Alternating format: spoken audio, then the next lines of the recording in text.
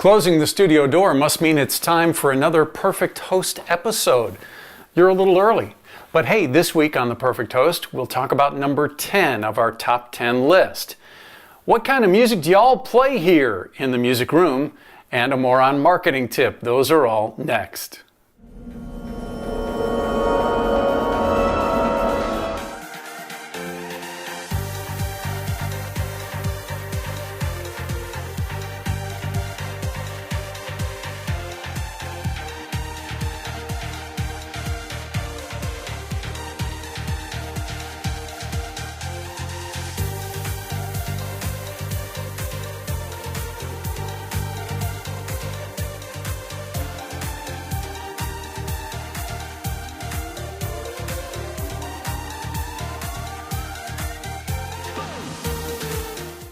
The Perfect Host Show on DJNTV. I'm Jim Cerone, and we have made it all the way up to number 10 of the Perfect Host Top 10 list. But first, let's review.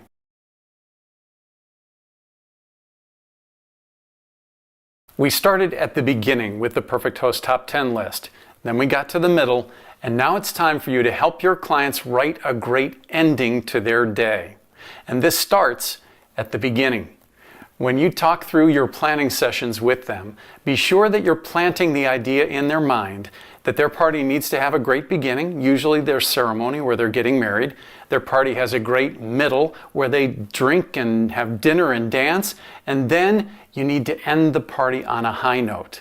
When you talk to them about this and get them thinking, they'll realize how important it is that you wrap up the day in a nice bow, that you have a big finish or end on a high note.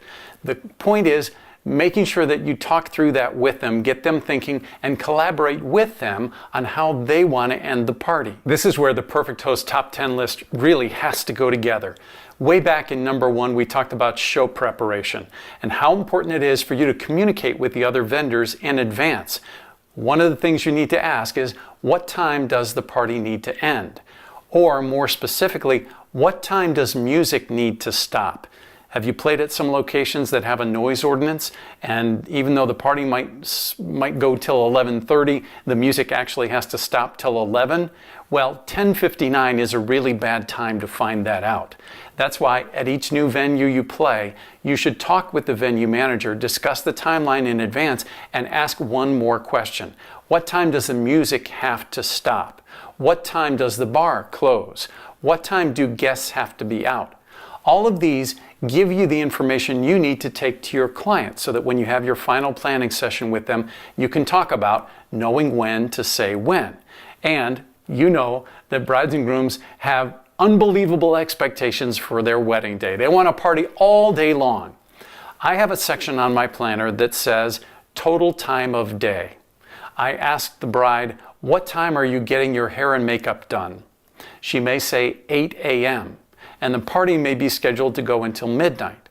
And so I will just total that up for her and show her how many total hours she'll be on the go that day. Sometimes that's enough to stop the bride and groom from wanting the party to go till 2 a.m. Now, different parts of the country and different countries, hello friends in Canada and Australia and England, that varies a lot.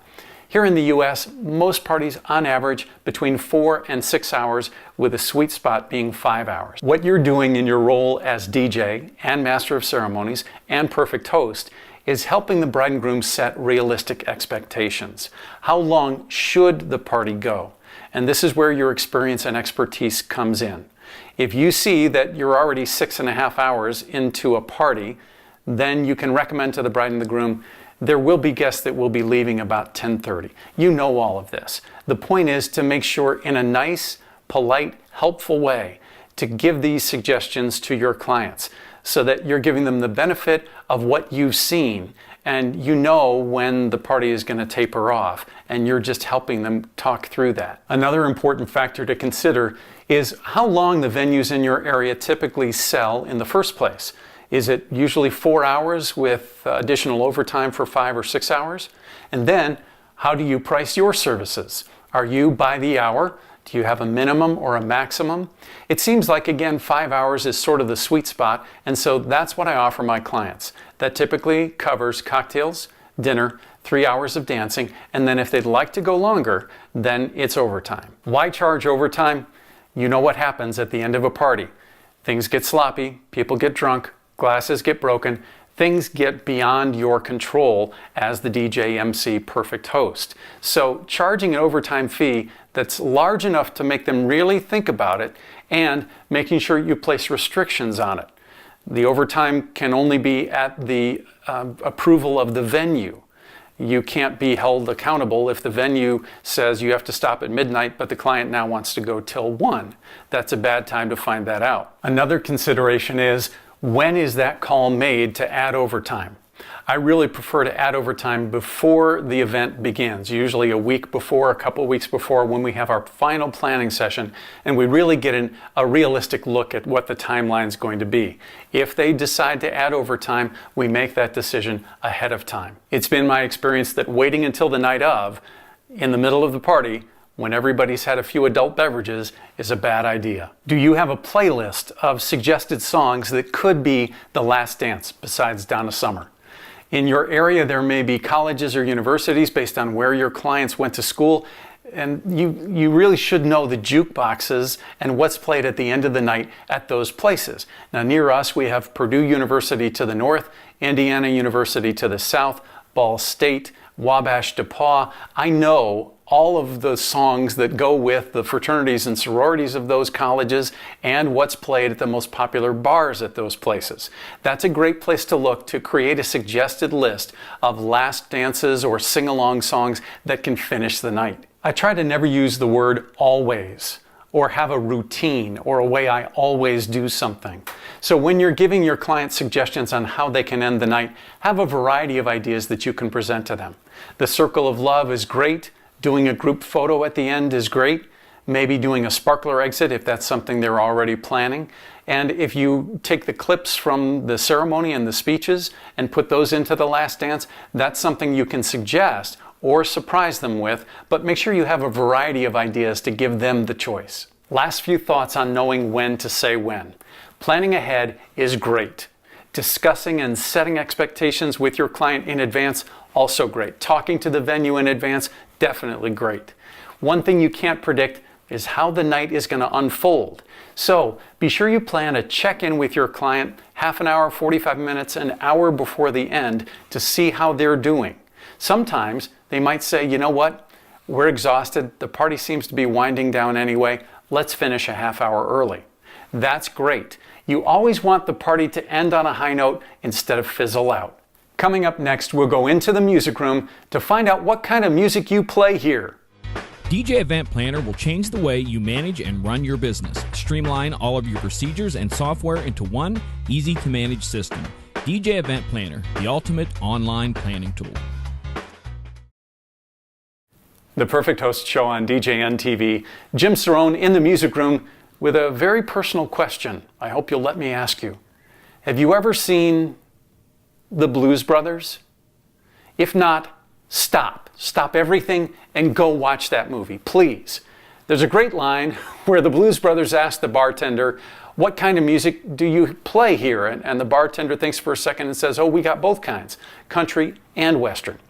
See, when you're meeting with your clients or corporate planners or your bar and bat mitzvah families, you need to drill down into their music tastes. Don't just take what they say at face value.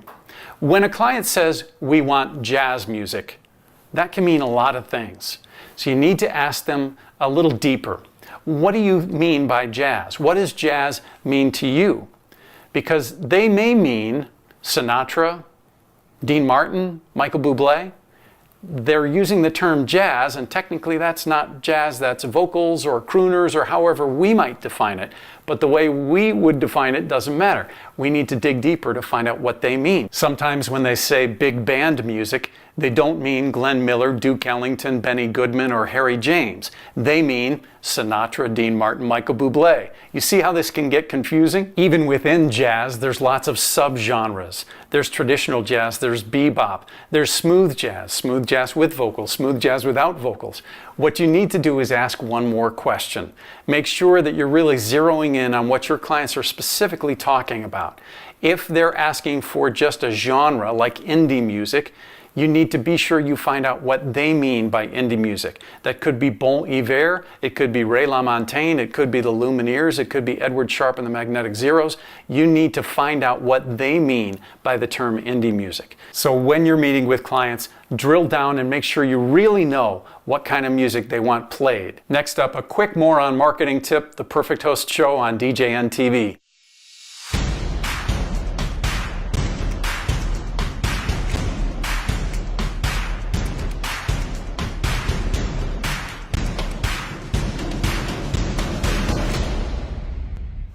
The Perfect Host Show on DJNTV. I'm Jim Cerone. Time for one quick moron marketing tip.